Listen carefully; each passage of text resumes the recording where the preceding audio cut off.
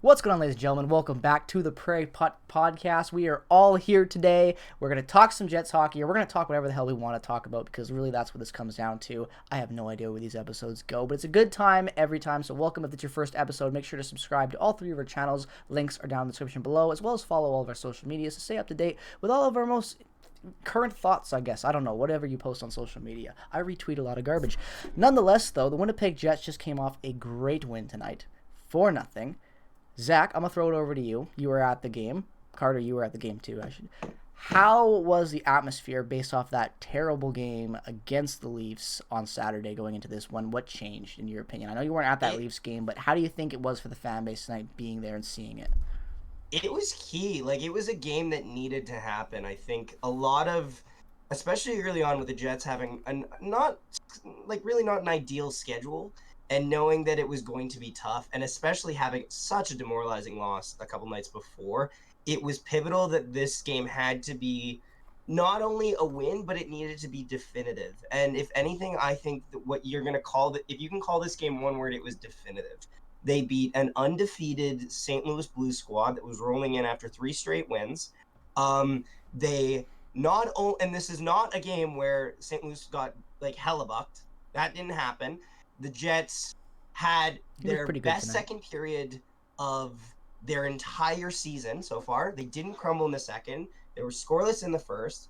They didn't crumble in the second. And then the third period, they dominated the St. Louis Blues, putting up twice as many shots, scoring 2 goals in the third and with an empty netter as well, and sealed the shutout win. It was definitive. It was decisive. It was uplifting, and it was needed. Yeah. I mean, I wasn't exactly sure how this game would go, obviously because of the success that St. Louis has had throughout the start of the season. I know me and a lot of other Jets fans have been really eager to see Rick Bowness get behind the bench. That still hasn't happened. One game. One game. Well, I mean, but he wasn't behind it this game. Like I want to see him really take a control of this team. So I was really questionable on what direction we're gonna have. You know, especially as we're getting into a bit of a difficult schedule, and we haven't had him very much. One game, like you said, and going into against St. Louis, who is a very physical opponent, and the Jets have been very, very hit and miss in physical games where either they shy away, we're looking at you, series versus Calgary, or where they have kind of rised up to that and kind of matched the intensity. And I think they did a really good job at that today, and they were able to not let that weigh them down in any capacity. Yeah, pretty much the same thing that I thought too. That you said there, Carter. I didn't expect them to play this well, just considering how they've played the last 3 games.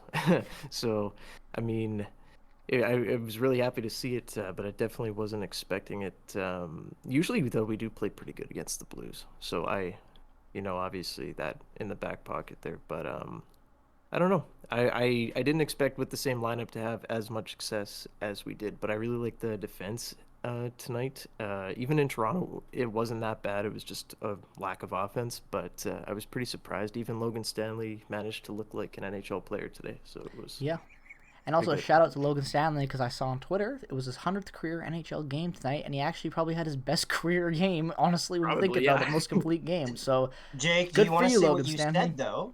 Do you want to repeat what you said, though, when you saw said statistic? Because I saw that. All right, Billy Hinola, you're gone now. Bye. Out of my head, out of my... What was it, 100 games too many? Memory. Was that the quote?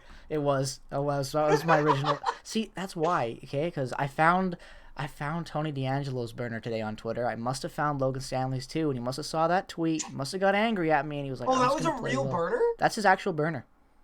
Oh, I thought you were just making a joke. It was his birthday today, and it was his birthday, and all of his personal information was set to his actual info. He had to change it last minute because people compared it. Yep. So that's his actual burner that I sent. So. We get a little off topic, but yeah, if you want Tony D'Angelo's burner Twitter account to hit him up in the DMs, comment down below. But yeah, nonetheless though, I really like this game because when I looked at the schedule and I saw the St. Louis and I saw the Leafs, that we played the Leafs beforehand, in my head I'm thinking, okay, Leafs game is going to be physical, it's going to be tough, and we're probably not going to win. I didn't think that because it's the Leafs and blah blah blah. I thought that because for every single time the Jets play the Leafs the last couple of years, I would say probably going back to the North Division, it's just chaos. The officiating is nowhere to be seen. Injuries everywhere, fights, just bad attitudes, players taking the game into their own hands, try to control it, and it's people act like it's fun, but it's really not a good time to watch, in my opinion, when we play the Leafs lately. It's an ugly game, and it was an ugly game just because of how the Jets played as well. And then you come into a game like this, and I thought that tonight would be a really good opportunity to, even if you lose, balance out your play a little bit, figure out where you want guys plugged in right now, do a lot of shuffling, figure things out. And they did that tonight, but at the same time, they didn't do that trying to figure things out for the future. They figured it out now, which is something the Jets haven't been able to do in the last couple seasons, is adapting on the fly in game and actually getting results from that. Like, you look at Sam Gagner tonight, jumping up and getting some opportunity, scoring his 3rd goal of the season. This is a guy that, I don't think any of us really even saw being a key contributor to this team when he was signed. Maybe the potential of it with that 30-point seasons he had last year. But I really think that this team is starting to find themselves a little bit within the locker room, on the ice, and even without Bonus behind there. I think Scott Arniel is doing an okay job at bringing the system and meshing the group together. I'm just looking forward to seeing Bonus, like you, Carter, getting behind this bench and really, getting his hands on this team and molding them to his real vision, not a vision through a computer screen at home. So, I'm really happy with this win. Great team win. Good for the fan base. And it just, I don't know, this game felt like it could be a real jumping off point, going into LA, going into Phoenix or Arizona. But, that's my thoughts on it. The biggest difference for me, if we're going to talk about, I guess, individual player performances, it's got to be the back-checking Mark Scheifele. 2017 Mark Scheifele Black. I gotta ask it right now. I know it's early, but it's looking like Mark it, guys. Scheifele is in fact a wagon. It's crazy to think that it wasn't too long ago the Mark Scheifele trade thing was going all over the place, and now it's like, hold on a second. He can play defense. He can back check, and I'm just surprised that he actually is. I'm excited to see when Bonus comes back, to see I guess even more of a progression of that as the season goes along and kind of gets more people under his thumb, and really, like I've been saying, just takes control of this team in general, and I'm excited. So. I for me, I'm just watching Mark Scheifele play right now this season. God damn it, Zach. Ladies and gentlemen, you can't see, but Zach's just making jokes in the chat, and he's trying to crack me up. I like making people crack sometimes. No, I just said that this might be the no more Adam Oates Mark Scheifele. What is going on with the Winnipeg Jets in that locker room is something that I will wonder until I die. Like, how did it take Rick Bonus to get Mark Scheifele to play his hockey again?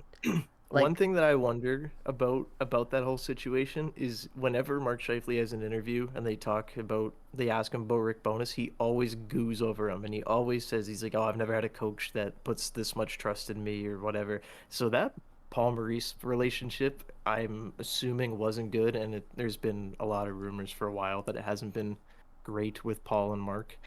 But I mean, maybe there is some merit to it now, because every time he talks about Rick Bonus, he always kind of shoves in a subtle little bit of shade there towards the coaches that have been here in the past. Which is ironic, because we always assumed it was the other way around. Because I feel I think a lot of people always clumped it with Wheeler and Scheifele. That's what I was about to say. And Maurice as an enabler. And honestly, I agree with you. It feels like it was so not only was it not the case, but it was a resentment there. I bet. And a limiting factor on his play style. It's kind of astonishing to see. I've never seen, if you had told me going into this season that Mark Scheifele's attitude would be the most committed towards the team that it has been in the last 4 years, I would not have believed you. I really wouldn't. No one would. Put a statement before the first game of the year on his Instagram, and since then, whenever he's been asked in interviews, he has been completely, totally on board with whatever has been thrown at him. So, yeah. I think it's just for me. What blows my mind is I can't believe how much of it was Wheeler. Like I always knew Wheeler, was the captain. He's got the room, but like it really just shows now that I feel like Scheifele didn't have a choice in this, and it just makes you wonder about all the what if situations. But we're not going to get into that. But I'm just glad to see that Scheifele's playing hockey for us, committed to this team, and trying to win right now because I had no idea what to expect with Mark Scheifele going into this season. I was actually nervous that he was still here. I thought lack of I don't even know what to call it really. Just a lack of care in his exit interview at the end of the season last year really was concerning to me. And this year has just been so refreshing, and it's just so nice to see him playing hockey like this again. And it's just great. Now, actually, speaking of Mark Scheifele, I want to talk to you guys just a little bit about the Appleton experiment going on right now with Scheifele up there. Because for me, it's just pure depression, and I like Mason Appleton, but like, is this really the best fit we have to put on the top line right now? Like, no, it can't be. Morgan Barron's sitting right there. Like, there's so many better options. Honestly, you could put Sam Gagner up there, honestly, sometimes. I don't think Gagner could play a whole game, though, at that speed because he's older than Wheeler. No, but you could put him there if you have to put him there like every second shift because it's not clicking, put him there. I'd be okay with that. I think giving him opportunity with the top line would be great, actually. I just don't think they moved him up that tonight, and and he looked good. Yeah, resulted in a goal. Even it was kind of a carryover goal too, because Connor's on the first line. They split the lines there, so yeah. No, exactly, and I don't know. Maybe it's a little bit of salt that Brad Lambert didn't get that call up again. I don't really care that he didn't. It's early in the season, and he's killing it with the Moose right now and developing his game. And I've seen a lot of highlights of him just looking like a completely different player from what he was in preseason already in the AHL. So, I get that, and I don't care as much. But I don't know. I just feel like when I look at this team on paper, it just feels like there's some decisions being made that are questionable. But then you see at a performance like tonight where you get some good plays from Mason Appleton up there on that top line, going deep in the corners, throwing pucks out, creating opportunity. Same with Sam Gagner jumping up. So maybe this team is, it's okay. It's stocked well enough down there in the bottom six so they can plug in these guys, even though they don't have that pedigree of being top line players. So, but I just was curious because, like, for me, I just can't believe Mason Appleton's had 3 games already at the top line and been consistently starting up there. That's what's surprising to me. Yeah, I don't love the Mason Appleton top line situation, and like this is something that he played fine tonight against the Blues. No, exactly, but, yeah. It's whatever. But down the line, like, I don't know, we were talking about it all off season, how we have this big stack of defensemen, and maybe we could use a middle six forward kind of guy.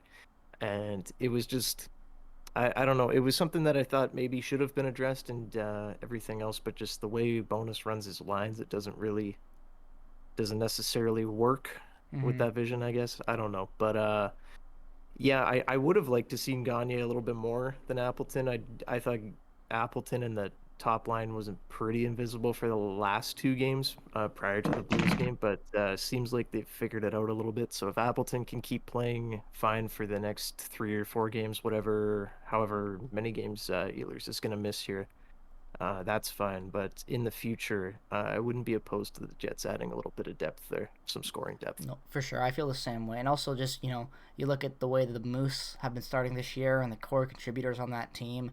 You want to get some of those guys up there. You're going to have to get some of those guys up there because there's no reason at this point. There's no legit excuses anymore.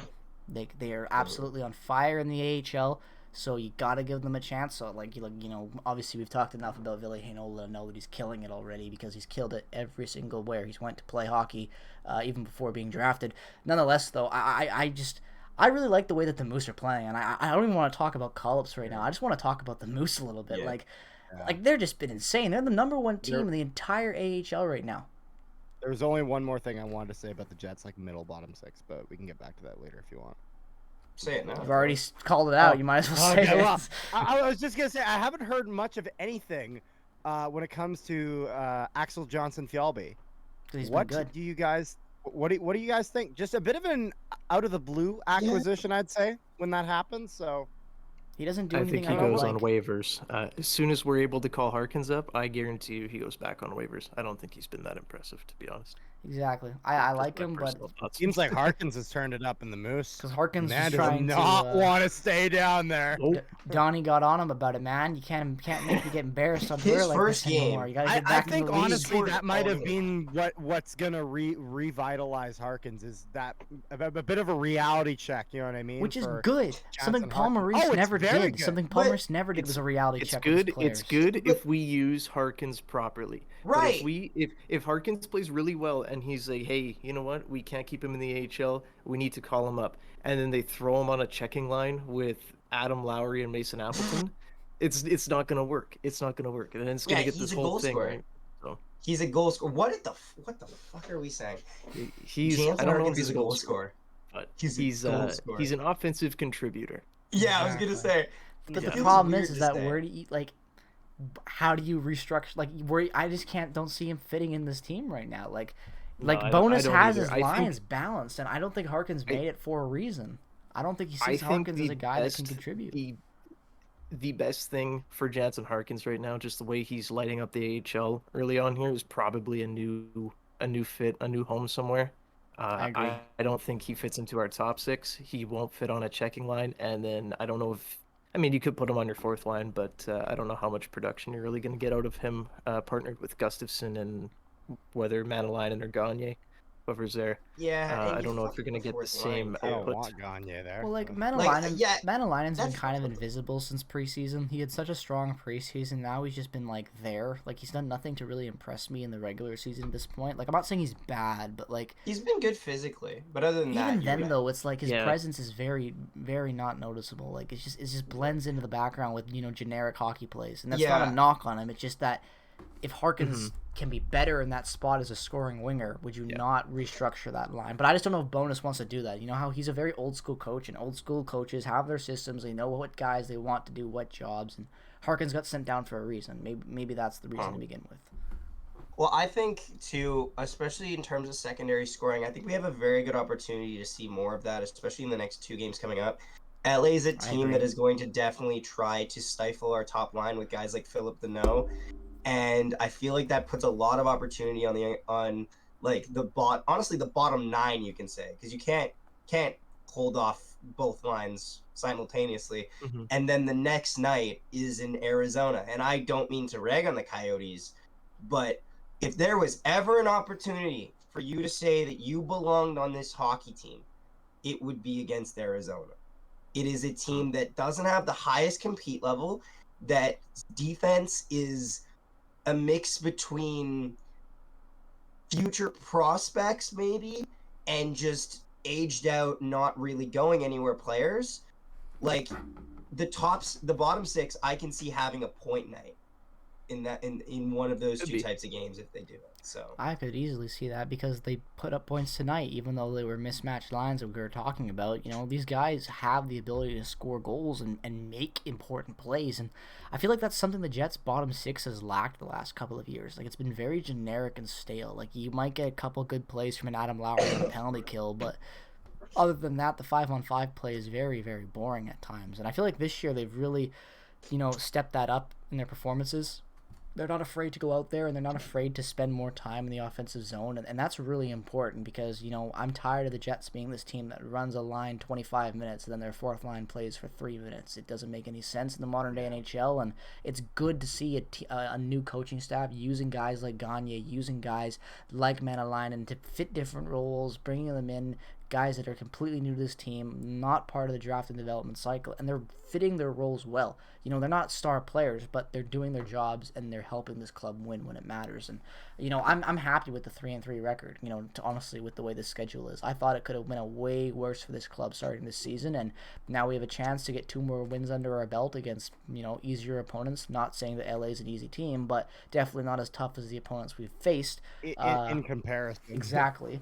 But I think this could be a really good start. This could be the taking off point for the Jets. Like, I'm not trying to hype this up to the point where it's like we're gonna be this number one team and all that. But this could be where their season really starts. You know, we've kind of got teases of that in these first 6 games. We've had the losses that haven't been good. We had the wins against teams that we might have not should have won, for example, the home opener and all that stuff. I think these 2 games here could really define the Jets season early on and get them in the right direction. I think you got to win these next 2. Winning 3 in a row up with that St. Louis game would be really, really good to start November off, getting into the real thick of the season. And because I'm excited for that LA game. I really think that LA game could be the game that takes us in the right direction. Yeah, it's going to be important because, you know, obviously the Jets have been kind of back and forth this year. To start one really good game and then one game where it looks like it's right back to the Dave Lowry era.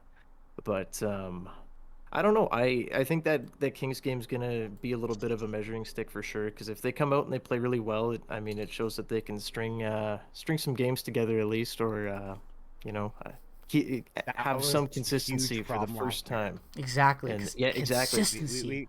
We could get a few we could get a few wins. We could never get them back to back, and if so, it would be like 2, 3 at absolute most. I think that was our biggest winning streak last year. Was 3 games in a row.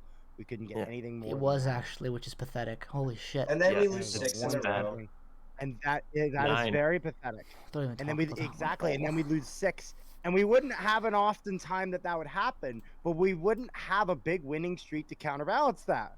You know? And that's gonna kill a playoff. That's run, mediocre Jets hockey. You know, that's what kills the Jets every year when it comes down to getting in the playoffs. We need to figure out a way to not just consistently play fine, but consistently win and really get some heat, you know, and totally just ride on that. I feel the same way, Carter, and I feel like these 2 opponents, you know, especially Arizona, they're an interesting team, but like the only thing with that Arizona game, which scares me, is the fact that it's going to be the first home game for the Coyotes in their new stadium. Also, Riddick's probably in net. Is it? Oh wow! So that could. Are we really calling it a stadium? You know what, Carter? I wish I had my passport because that would be the first place I would go. Arena.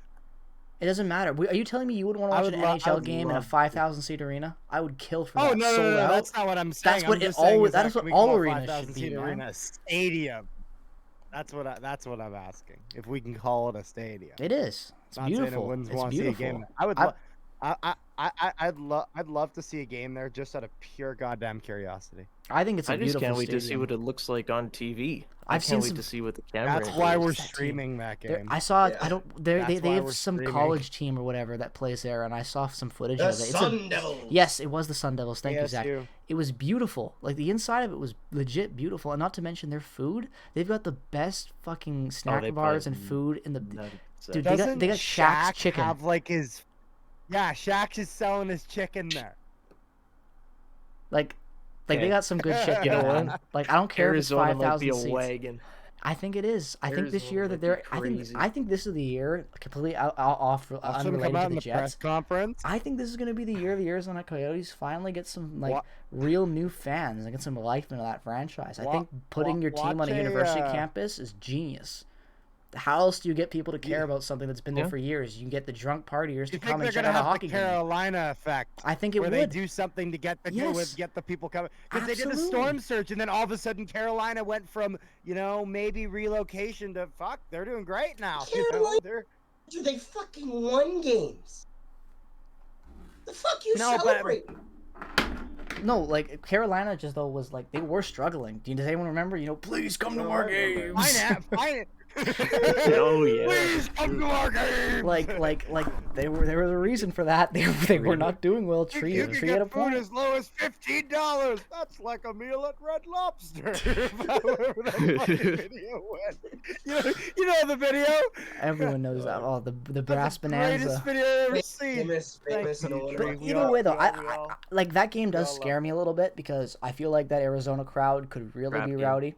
But at the same time, I'm really excited to watch that because that's a Friday night game, I believe that is, or whatever. The back-to-back. Yeah. I think I'm going to pull up the Jets schedule. Just imagine Arizona management has a press conference it is Friday, Thursday, Friday. So we've decided with success at Mullet Arena, we are going to sign a 10-year lease and we are going to stay at Mullet Arena. That'll be that. Yeah, that could be bad. Stay at That's Mullet what I'm Arena. scared of. But you know what, though? We Who don't cares? want to leave. I'm just excited that the Jets actually won a 4-0 shutout. Hellebuck gets a shutout at the first of the year. Like, I'm this just was a good excited game. that they lost enough money to actually sell the 90 shit back to us. They didn't actually, apparently. I found out. Yes. What? Apparently, How can we use the do logo? you want to know something crazy? And I don't know if it's true or not, because Tell I'm me, still trying please. to do research. Apparently, the Jets in True North, they've had this logo forever. They've just been holding it. It makes me wonder about that too, because when they're gonna do the Solani retirement, he's gonna have that because He's gonna have the logo on Jackson's hat right now. He's not gonna have the reverse retro one. He's getting that he's gonna be 90s wearing one. that one. No. I But, know what you're dude, talking about, but it makes you wonder. It's like because we summed it up with that. Like, why haven't they retired Timo? Oh, they're probably just waiting to get the rights back. Those motherfuckers have been sitting on it for years. The way they've been doing the Jets Hall of Fame though, like they did the hotline first, which was like Avco Cup Jets era. That's fine. I have that had- banner. I just don't have it hanging up yet. I just bought that one. Yeah, and then they had Howard Chuck, which came after, right? And then Steen. So now I guess it's the Solani, and Teppo. Can't forget it. And then Randy out- Carlisle up there too. Carlisle and Yes, Jets legend. Dude, I love that. legend, I Randy love Carlisle. that banner on my wall has Steen on it, and then right beneath it is Randy Carlisle. It just makes me fucking smile every time. Grade A asshole, Randy Carlisle. And then I guess now they'll have Solani and Teppo. And then after that, do you go and give Dustin Bufflin a call and say, hey? Absolutely, you have on, to. man. You know what? Okay, you know what? I was gonna bring this up a little bit, but we're having this conversation now because I just want to know. It's gonna be a quick one. Dustin Bufflin, Hall of Fame, yes or no? 100% yes. Jets You're ring of talking honor. like in Jets rafters, not Hockey Hall of Fame, right? No, like in I'm the Jets assuming you- rafters. They call it Yes, the Jets Hall of absolutely. Fame. That's what they call it, the Hall Absolutely. of Yeah, Fame. but now you're making me think on more questions. Wait, is Yes, yeah. is Abe McDonald and Lars Eric Salzberg are they up there too?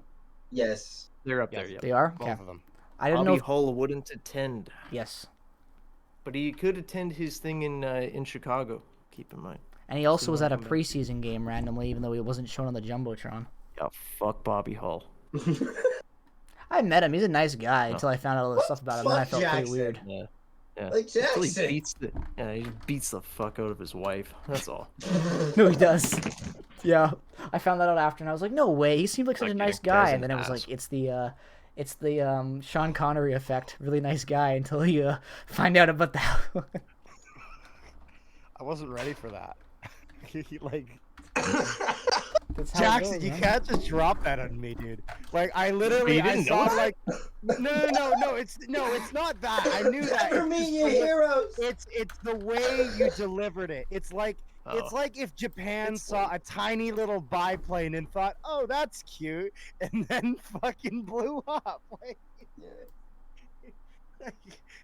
It's not even that. It's like if Japan saw one plane fly first overhead and nothing happened, and then the second plane came over, and then That they is what got. happened. I also just That want to is what say happened. one thing as well, because we're Zach, that forgetting. is what happened. We can't forget the fact that it's not only Teemu Solana's night.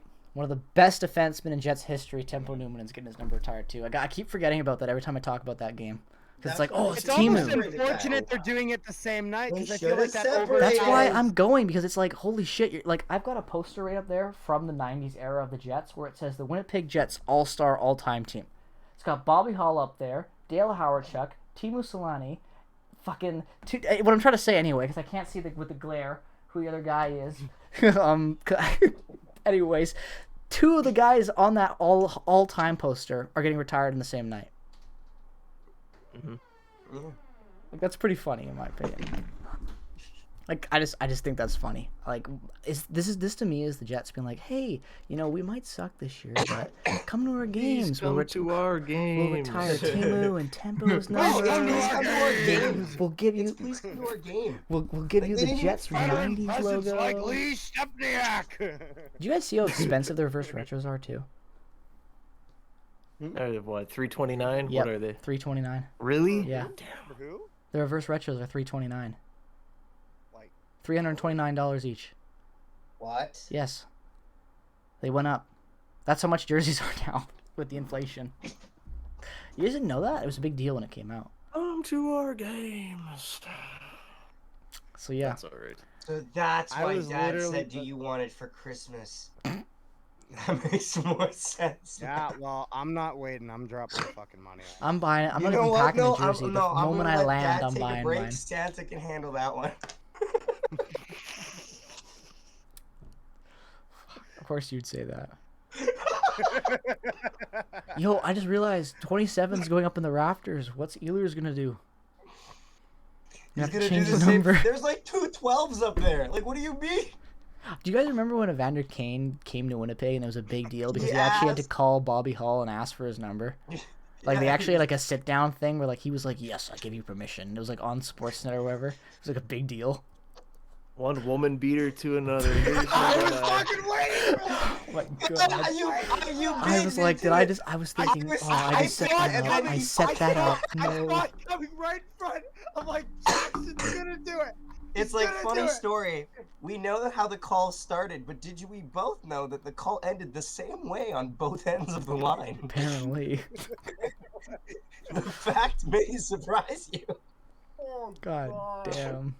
All right. What the frickin' hell is this podcast? You know what, ladies and gentlemen? I think we're approaching that time where it might be time to end this because Forever. we might need to take this conversation off the live air, if you know what I mean, ladies and gentlemen. Talk a little more about Jake, this. what are you even gonna put as the title for this? He's gonna put Bobby Hall. What do you mean? Bobby Hall, wife beater? Question Bobby mark. Hall exposed? Bobby Hall, Evander Kane, Illuminati, wife beater. Separated at birth? Wait, isn't Bobby Hall racist though? So like, Yeah, Bro, he is, now right? I Like, that's really want pretty to know how that documented. call went. there was some stuff that came out. Yeah. Let's get out of that rabbit hole. Let's just tear down a Jets legend. Why not? Hey, they at least didn't build a statue of Bobby Hall. Jake- You'd have to build a statue Jake's trying next to. it. Oh look, it's just my Jake's good trying to friend get Bobby Bobby Hall right here on my shelf. Yeah. All right, ladies and gentlemen, thank you guys for watching this episode of the Prairie Puck Podcast. Oh, You always know it's some random shit, and that's the way we love it. So yeah, will the Jets win against the Kings and the Coyotes? Let us know down in the comment section below. What's been your favorite goal of this season so far? We'd all love to let us know down in the comment section below. Make sure to subscribe to all of our channels because, as you know, this podcast rotates. So if you want to stay up to date with its latest episodes, you got to subscribe to Jets Hub, you got to subscribe to me, and you got to subscribe to the Nolan Hockey Podcast. So if you don't do that, then you're not a real fan of this podcast. But at the end of the day, how can you be a fan of a bunch of four guys talking about really random shit about Bobby Hall at 1 o'clock in the morning? So with that being said, have a great rest of your night. Peace, love, and positivity as always. Go Jets go, and we will all be back with the next episode next week. Thank you guys for watching. Peace out. Bye-bye.